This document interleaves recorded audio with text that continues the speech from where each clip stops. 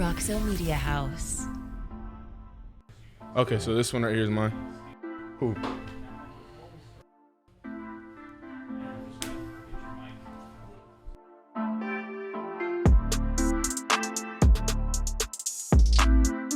All right, what's up, everybody? My name is Steve Avila, and this is what? I look in the camera. Bro, my camera's right here. Yeah, Okay, my name is Steve Avila, and this is Brandon Coleman. And we are going to be your two hosts for My Turn podcast about student athletes getting to tell their stories. So I mean, we're just trying to create a platform where they can connect with community, people that are fans of football, so we're just not a number, but people behind those numbers, what we do, where we come from, our hobbies, stuff like that. So. And I came up with this idea about a year ago. I was on a plane, and I was talking to this guy who went to Texas A&M, and we just started going back and forth, about what we do. And then I had mentioned that I was a football player, and I was telling him about all this different stuff about me. And he was like, "Oh man, you would have never have thought that from a football player." And I started to think about like my teammates and just like the stuff that people don't know. Like I guess his story and another one of our teammates, is just have a lot to tell. And I just felt like, having this platform will, give people an opportunity to tell that, because sometimes people don't even know what we sound like, what our voices sound like. So, yeah. Yeah, been a year in the making. Yeah. Took us a long time, but got it together, so. Yeah, so I guess starting out, like, what you been up to? So we had workouts, but I recently got into golf, man. Our teammate, Andrew Coco, we have on the show later this season, got me into golf. He was like, you should check it out. And, I'm a hooper. For those at home, I'm a big hooper. Arguably best one on the team, what people say. But all jokes aside, with season coming out, I can't really hoop like that. So he said, yeah, try golf. And I was like, I'll try it. They're joking around. And it's fun, man. You always hate on it. No, dude. When y'all come back, you always say, oh, I was out there for 4 hours, like in the heat. I'm like, dude, if you I'm got save a water my bottle, energy for practice. Y'all got that, bro. So, it's not that bad. You out there with the guys joking around. You have a water bottle. You straight. I don't know. I might go, but you got a blister on your hand from swinging a lot. But, 2 hours. I was messed up. But, so last week I had a media day. I think it was last Thursday. And it was an experience, man. I never really got a chance, to dress up until last Thursday. And, I feel like I pulled it off. But, it was me, Q, Trey, and D Winters, and we all went. And man, when we first showed up, we were scared because we didn't know what to expect. And I was expecting the live radio shows for that to be harder questions, but it was the ones where you sit down and they ask you questions. That one was harder to me, and I'm sure Q won't mind. But so our first thing we did was ESPN, I think, and I had went first. I was like, all right, I'm gonna get it out the way. And I thought they were going to ask us the same questions, but, questions surrounded us were like, what do you do to prepare for games and just stuff like that. So, I gave my answer. Trey was up next, gave his answer, and they threw an absolute curveball at Q. Just to start off, they're like, okay, what's the difference between Coach Patterson and Sonny Dykes? And we were like, oh. You stuttering? Yeah, it was just a weird question to ask at the time. And he was just like, just the whole time, and Trey was over there laughing too. But afterwards, we talked to a lot of people and we had a bunch of interviews, and then we had gotten to Brian and got interviewed by them, and it just opened us up. So that's good. It was a good experience, being in Arlington and stuff. But y'all were there for 6 hours, something like that. It's from I think 10 to about 3, but. Feel like it kind of opened me up, to do this stuff too. How's suit fitting? Oh man, it was good. It was good. I got a suit, and it was a little big, but I just wanted to go get another coat, to fit me better. So, I feel like I look pretty good. So that's good, man. Yeah. Couldn't rock the dunks. I couldn't. No. So I didn't want to wear sneakers. I wanted to look as professional as possible. So I get with the new age, man. Sneakers are in. I wanted to. Maybe the next time I will. But for the time, I think we're the only ones wearing suits too. That's the crazy part. So there's 2 days for media day. There's Wednesday for half the Big 12 teams, and then Thursday. And then on Wednesday, I think everybody wore suits that day except for one team. And then when we went, everybody wore polos. and slacks except for us. So we were the only ones wearing suits. So I wanted to differentiate myself, from that. I dig it. Yeah. So I guess we'll, so how this is gonna go. So today, me and Brandon, since we're your hosts, we're gonna tell our stories, and then as the episodes go on, we'll have maybe one or two guests, and they'll have the opportunity to tell theirs. So we thought it would have been a good idea, just to have us up to first. So you get to know each other and get to know us. So yeah, man. So you want to start off? Yeah, I guess I'll start it off. So yeah, Brandon, born in Virginia, raised in Germany, Berlin, Germany. Lived there for 16 years and then moved to Texas, 2016. Grew up playing basketball of all things. Played for like 10 years. Played with the Berlin select team. Traveled over Europe, played tournaments. Then moved here. My dad always had me with football, so I want to try it out. Started off as a. You were bigger as a kid, right? Yeah, over there I was one of the shorter ones. I was what? 6'2". I was playing guard. At what? How old were you? 13, 14. Okay. 13, 12. I don't remember how old I was. I mean. Yeah, I was a guard, 2. When I got older. When I was little, I was big. All these kids were small and fragile, and I was this big chunky kid. You were a chunky kid? Yeah, when I was when I was 7 or 8. That is awful. And so I was a center, and growing up, and I got to more advanced stuff. I started developing ball handling and stuff like that, and was a guard. And then I moved over here, and I walked on my high school campus, and I was one of the bigger kids there. I was 6 for basketball. Yeah, and just overall, a huge kid compared. That's what everybody said. Yeah. 6'4", 260. And I walked around campus, and the football coach was like, "Hey, you want to try for football?" I was sure. I always wanted to. Got you. And my dad. That's the trap. It is, man. I shouldn't have stuck with it. To this day, I believe I could have made it in basketball as lost weight. But I mean, where I'm at now, I'm blessed, so I'm not mad about it. But so I tried out for football. I didn't have to try. I just went to football workouts, and then tried out for quarterback for 2 to 3 weeks. So they put you there though. They just asked me what I played. I said quarterback because I just threw my dad all my life.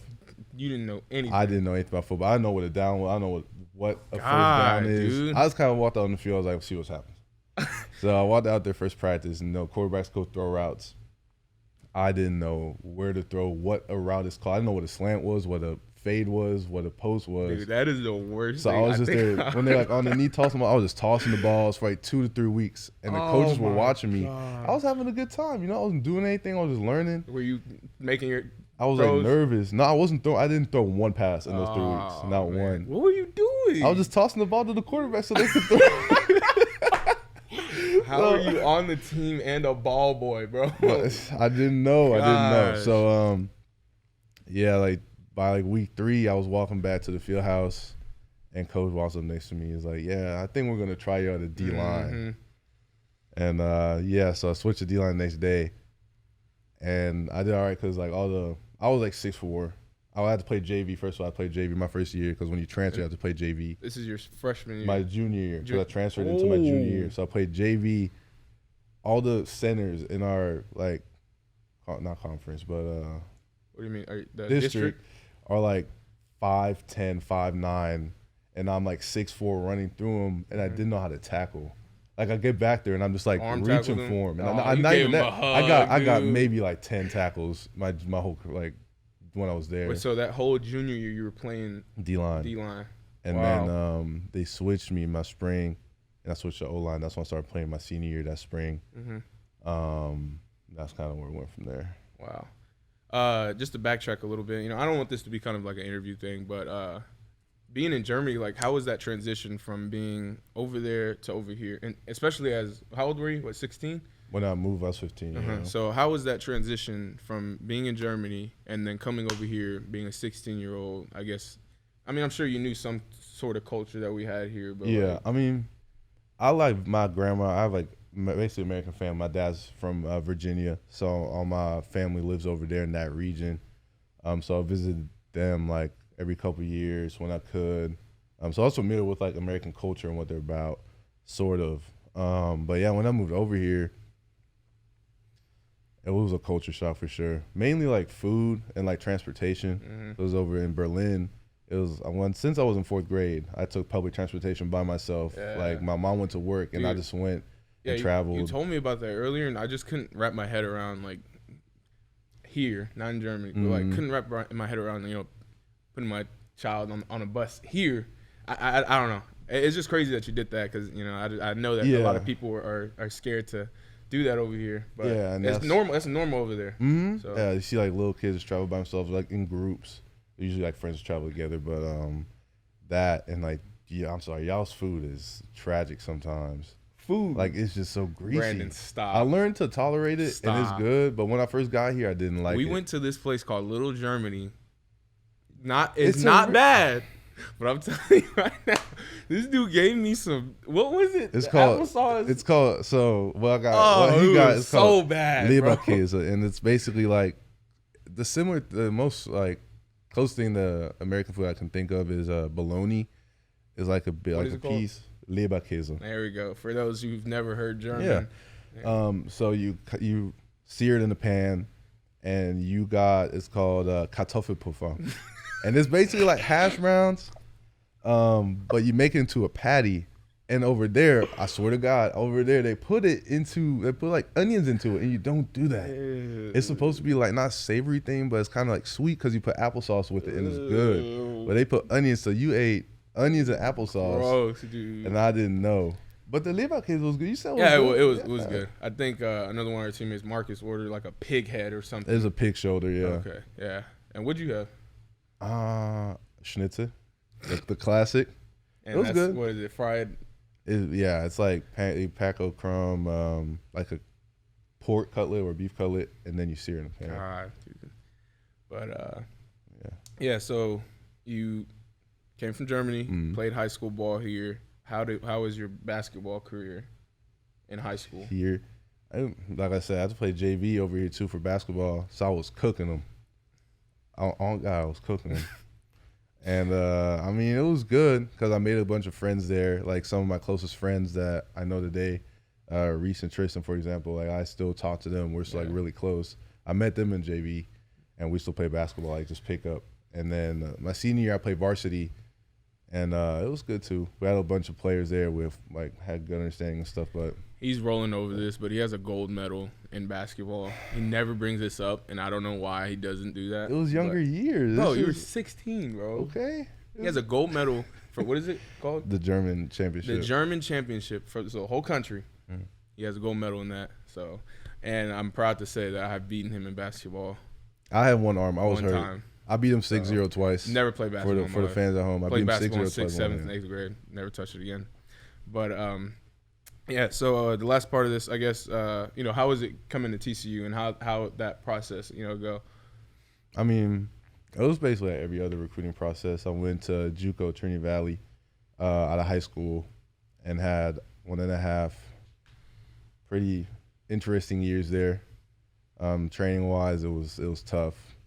Just because we didn't have a lot. We trained on a hill that had like an incline and a decline. It was like legit a hill, like our practice field. Dude, I feel like lower like colleges, and I'm not trying to throw shots at anybody, but like they just do stuff just cause.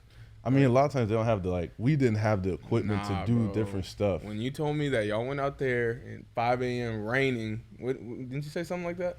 Oh yeah, so our winter workouts, we had breakfast club. So I used to wake up at 5:20. I remember 5:20 had a granola bar, those crunchy ones that grooms everywhere. I had one of those. I used to drive up to facilities, get dressed, and we used to drive our cars to Athens High School. We shared a field. That was like our game field. So Athens High School and Trinity Valley shared their game field. High turf. School 2.0. That's what it is. That's what it is. It's not. You can't talk. You haven't been there, but it's not. I'll tell you right now, it's not. But I used to get there, start at 6. We had like 6 stations. And no matter if it was like 20 degrees out, if it was raining, you used to do it. Dude. So they gave us sweats, whatever we needed. I remember I went to Hibbett Sports, the only sports that they had in like a 50-mile radius in Athens, and bought a dry fit like Tech Fleece Texas hoodie. And I wore it every day during winter workouts just because it was warm. Mm-hmm. And I committed TCU. Threw it away. And I had to give it away. Yeah. I think I sold it for like $20 to someone. Yeah. But yeah, so winter workouts were that, and then we had conditioning after, and then class. So.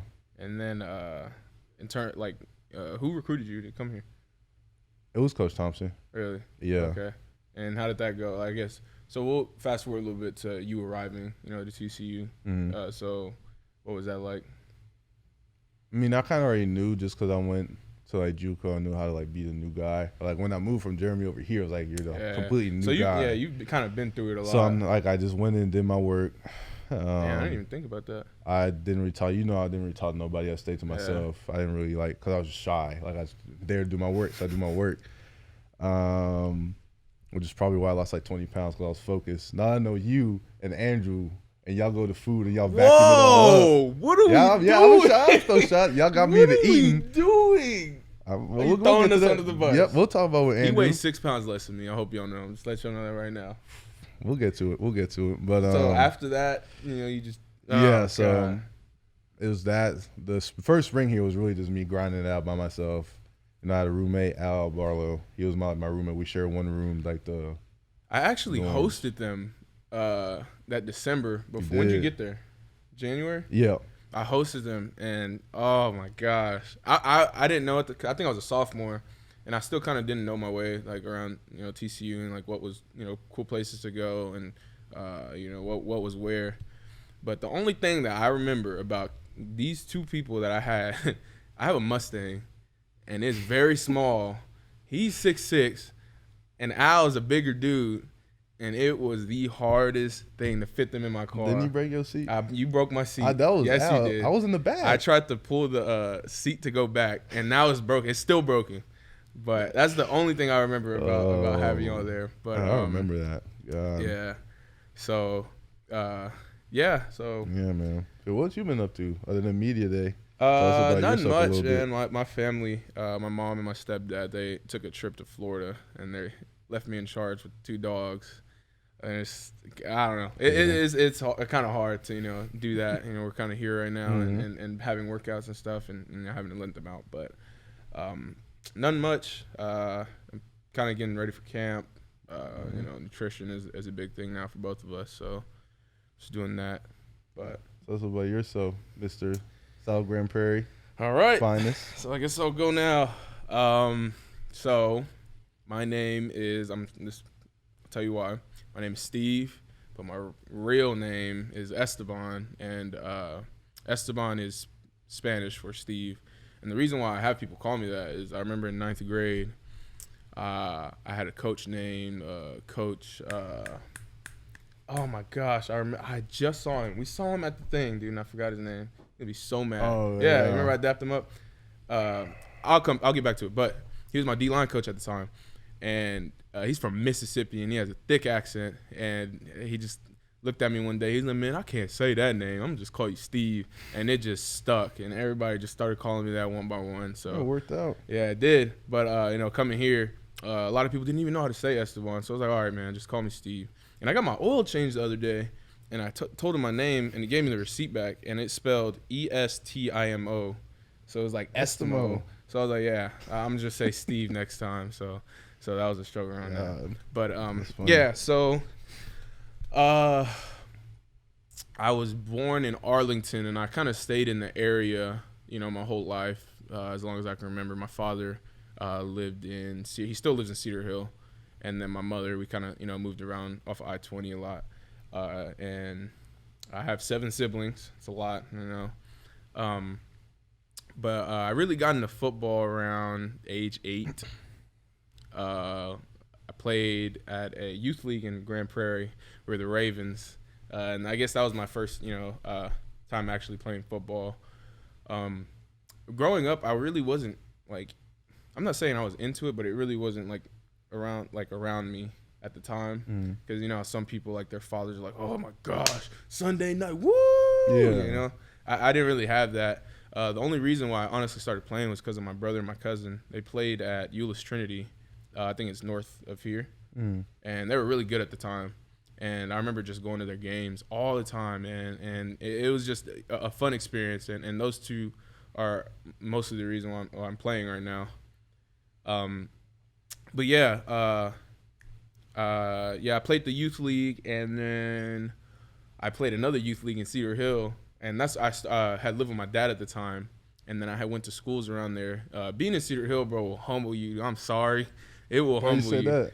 It's just it's a different type of people, from obviously living in Mansfield and living in Cedar Hill. It's a different culture. But it was an awesome time. I met a lot of new people. I still know a lot of people today, from Cedar Hill. I played youth league there, the Buccaneers, undefeated 3 years straight. Yeah.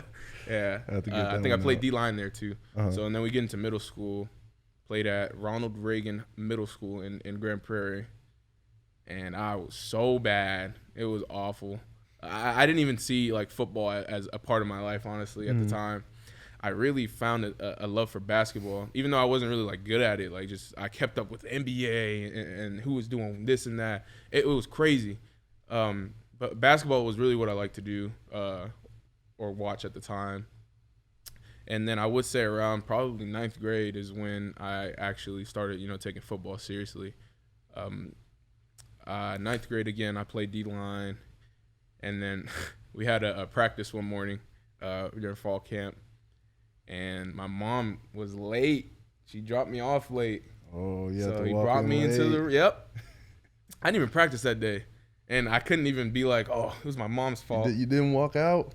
I did. He was like, get out. And I was like, oh. So I went home that day. The next day, he was like, all right, come to my office. And he hit me with you're moving the offensive line. Yeah. I was sad, man. I knew a little bit about it, but I didn't see myself, doing that. But I was surrounded by some good people. Offensive linemen are the most humble people and most accepting people, I feel like, in football. So, I did that 10th grade.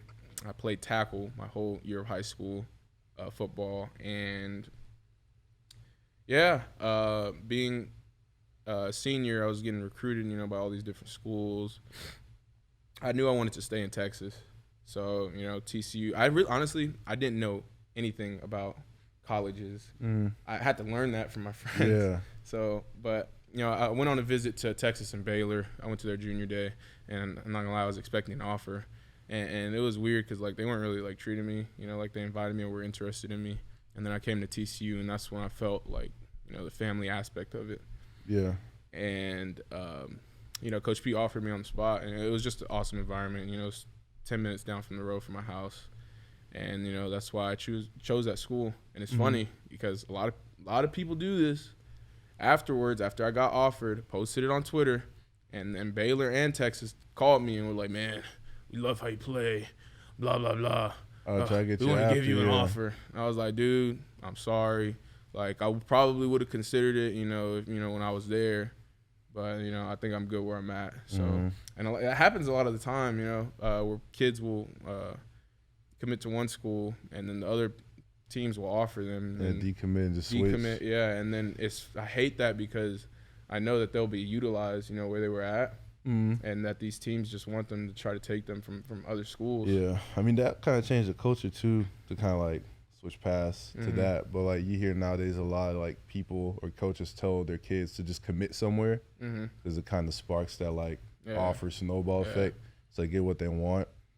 I mean, you just changes from, like, when I got recruited, it was, like, whatever I can get. Like, the first offer, if it was little, it was, like, great. But I never knew that I was connected like that, and now they kind of play off of it. Yeah. It's crazy to see that evolve like that. Yeah. So that's how that went. So I guess so I got here June of 2018, and I'm not going to lie, I didn't know how to train, like, in high school or how things were. So I was dying every day for workouts, like, bad. So that, for me, I put an expectation for myself, and I just feel like everything just got shattered, that one summer. Like, it was awful. It got to the point where I come back to my room, I'll be like, dude, like, is this for me? Like, is this first bad? day of 350s? Yeah, dude, it was awful. But, so that first, I guess, summer, it was kind of tough for me. Even though I'm like 20 minutes down the road, it was still like tough, just being in a new environment. And that's how you were saying, like, you went to like 3 new places. So I feel like you kind of adapted a little quickly. That's why I wasn't really fazed by being like in a dorm like that, not being able to drive down. Because I was like 45 to an hour away too from my family. but I don't really go see him like that. And that was weird because even with JUCO, I was like an hour 20 away, so I could have drove home, and I did most of the weekends. Mm-hmm. If I couldn't, I wasn't really ever tripping like that. Yeah, every chance I got, I went to go see my family. And they'll tell you that too. But I got surrounded, by a lot of guys in the offensive line, and they kind of brought me in, like Lucas, Kelton, Cordell. Mm-hmm. I don't know if you were there when they got here. I met him like briefly, yeah. Yeah, but and then I guess the rest is history. So, I do have a funny story though. We have a so we used to do this thing where every newcomer we had a talent show. Oh, the talent show. And every newcomer had to have a talent in front of the whole team. And it was a cool thing too because everybody had to have done it, to be in. Yeah, it's like the initiation thing. Mm-hmm. But it's like out of love. It's not like some where people So you go your favorite. Yours is actually pretty good. You go and then I'll go. So no. But to preface this, so you have the whole team, we're in the team room, and the whole team is there. And you have some of the GAs, announcing who's going next, and you have the whole team watching. And there's two outcomes to your talent. There is one, it sucks, and you get booed, and you get kicked out, and you can't watch the rest of the talent show. And then the other one is, you cheer, and then you get to stay. So go ahead. Yeah, so I went for a talent show, and kind of they announced it like, a month or two before, like beginning of summer, they announced it. Or like throughout the summer, and then you kind of get to prepare, and you can do it in like groups or alone. And since I wasn't really messing with nobody or anything like that, I did it alone, especially because of most of the friends I had were O-line, they're already there. So I had the only O-lineman that had to do it, I think, other than some of the others that transferred in. But so I was like, I don't know what to do. And then Steve actually said, yeah, you should sing our fight song and our alma mater in German. That is a good idea. It is a good idea. It's a great idea. It is a good idea. So I was like, dude, there's no way that someone's going to boo something like that, It takes, it's not really a talent, but like, no one else can do it. So I was like, dude, do this. There's no way. Boom, foolproof, 100%, you're good. So I like, a week before, I kind of started just translating stuff and seeing how I can change the song to where it works with the track in the background. So so I told him to do this, and I didn't know he couldn't sing. So I can sing. It's just, I was nervous. I was nervous. I can sing now. Don't be hating on me. Oh man, I wish we had the video. Yeah, because someone we'll try to get it pulled up. We might be able to show it later. Go ahead. So I was like, cool. I wasn't nervous at all. Like leading up, and then we walk out, so it wasn't the indoor for our year, because wasn't that the COVID year? Yeah. So we had to be separated. Yeah, so they had it in the indoor, so everybody spread out. And we have this like small equipment room where like there's football equipment, and you can kind of look out to the crowd. It was like a runway, like you kind of see everybody. And I took a peek, and there was just so many dudes, and I was like one of the last ones to go. Oh my God. And I was just sitting there, and I was like trying to keep calm, and all you hear in the background is like, 1, 2, 3, boo! And then you see them walk back with their heads down, and I was like, oh. So my nerves are going, right? And nervous, and I'm not trying to mess up. And so they call my name, and it's to the point where like one time I picked my hand up, and it was like, no, it was bad. Like I got nervous, I was sweating so bad. And so I call my name, and I walk out. I'm like, all right, whatever, I'll just do it. And I see these guys, and everybody's staring at me because I'm this new guy, and I don't know. And I'm like, oh my God. And one of the GAs was taking care of the music and stuff. And I was like, yeah, I'm doing the alma mater in German. If you can just get the track. He's like, okay. And we wait like a minute or two. He's like, yeah, we don't have it. I was like, oh. So I was like sweating more. I'm like, oh no, I was like messing up. Acapella. And so I had to acapella it. And I start going. What are the first words that you say? From the song? Yeah. Haya or Haya. So hail, all hail. Okay. And so I go, and I really didn't sing because I was so nervous. I had to focus on what I was saying rather than the execution. Because like the thing was good, but the execution was horrible. So I was like I was saying like hail, all hail, like that, like nervous, like no like monotone. Yes. And so I get done. I did mess up the words. I sang all the way through. Sound a little shaky, but it was whatever. Like I did it. And I thought, oh, yeah, I'm good. Like, I did mess up. And the final thing from a song is TCU. And you drag the U out like a melody. And I just said you. And the microphone echoed so bad throughout the whole indoor. It was bad. Like, if there was like you could have heard crickets. Yeah. It was awful. And then after that, it was like 5 seconds of silence. And I look and nobody's doing anything. And our former teammate, Tay Mike, he stands up. He's like, we don't even know what he's saying.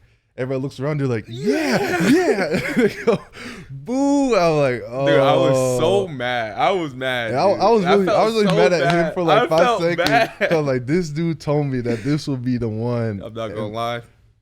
I booed with him, bro. I know you did. I saw.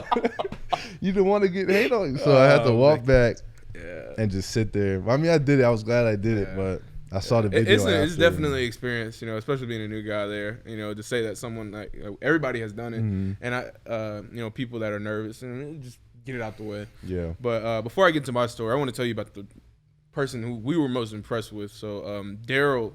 Oh yeah. Dude, that was crazy. So we're on the team room, and basically he recited the whole roster, and he memorized everybody's first name, last name, where they were born, what high school, everybody. So he starts from the top. He goes, oh, Esteban Avila, South Grand Prairie, and then he starts going. Everybody's like, what the? And then he starts picking random people, and he just starts remembering them. I was like, oh my gosh, yeah, dude. that's crazy. So that was one of the best ones I think I've seen. But so let's get into my story. So I think what I didn't really have an idea of what I wanted to do. So I was kind of the guy. I guess my freshman year, I didn't get picked on, but like I was like the, you know, poke fun at type of guy. So I was like, you know, I'm gonna give the people what they want. So I was like, you know, I'm gonna just do stand up. I guess it was stand up. So I'm gonna do stand up, and I'm gonna tell a story about something bad that happened to me. And basically, I think I was a freshman in high school, and that's when my body, like, I really started to grow and get bigger. And I went to Six Flags with a couple of my friends for my birthday, and we went on the Texas Giant. 2 of my friends didn't go, but I went with one of my friends. We waited 2 hours to get in line. So we get up there, and I get inside the cart, and I pull the thing down, and I'm like, yo, you know, it clicked twice. And I'm like, okay, it's a little tight. Tight. So we look at the computer. Okay, so to preface this too, I think someone sadly had passed away a couple of years ago. Oh, before that, and I think they're a little bigger, so they had to take all the precautions. So I got in the cart and clicked 2 times. I'm like, all right, I'm ready to go. So the lady at the computer thing was like, cart 3, and I'm like, 1, 2, 3. I'm like, oh man, dude. So the people that came up, you know, they wiggled the seat, and they're like, oh, no, he's good. They're like, not good. They're like, sir, do you have anything in your pockets? And I was like, no. They're like, we're going to have to ask you to get off. I was like, oh, dude, everybody, there's a lot of, it got so quiet. Everybody was looking at me, and I had to take this long walk. It was just so bad. Everybody was looking at me. I'm like, and then this is what everybody dies at this part, but I got off at the end, and there is this dude who was like 400 pounds, just lumpy and just big. And at the time, like, my body, I wasn't big. It was my thighs that were stopping, you know, the thing. And he looks at me. He was like, they kicked you off too, huh? And I was like, no. Made you look bad? Yeah, it did, man. I was like, dude, I'm not categorized with you. But, yeah, I got kicked off. But afterwards, I had waited for my friend to get off the ride, and I rode with him. Walked with him down. And my other 2 friends are waiting there, and I acting like I got off the ride. I was like, woo, man, this is a little, yeah. Couldn't admit it? Yeah, I couldn't, dude. It was awful. But that was my story. But, yeah. So I think we're getting at about time for us to wrap up. I appreciate you, those who tuned in. I think our social medias will be linked at the bottom. Yeah, they'll be down below. So, yeah, I appreciate y'all. Thank y'all for tuning in, and we'll see y'all next time. Roxo Media House.